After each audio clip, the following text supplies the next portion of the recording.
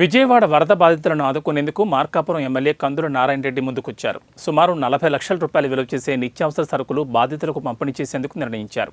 మార్కాపురంలోని ఓ function హాలుగా 8 రకాల నిత్యావసర సరుకులను ఎమ్మెల్యే దగ్గరుండి ప్యాకింగ్ చేయించారు. రాత్రికి ప్రత్యేక వాహనాల్లో విజయవాడకు పంపుతున్నట్లు ఎమ్మెల్యే నారాయణ రెడ్డి తెలిపారు.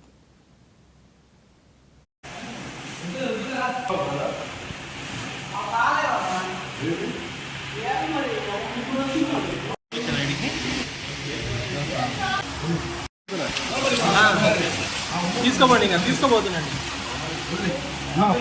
తీసుకోబోతున్నాండి.